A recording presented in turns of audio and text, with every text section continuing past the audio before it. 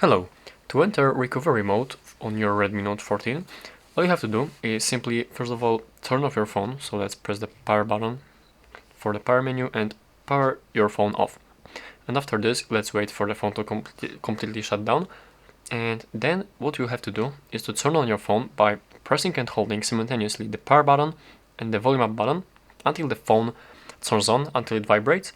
And after this, after it vibrates, you should release the power button and keep on holding the volume up button.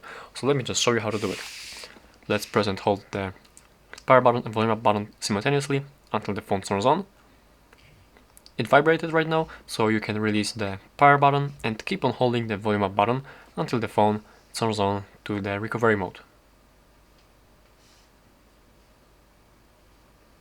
Alright, as you can see, right here we are in the recovery mode, and yeah, that's how to do it. Right here we can wipe the data, we can connect with the Mi Assistant, and right here in the wipe all data, yeah, basically that's all you can do in the recovery mode, and we can also reboot back to the system.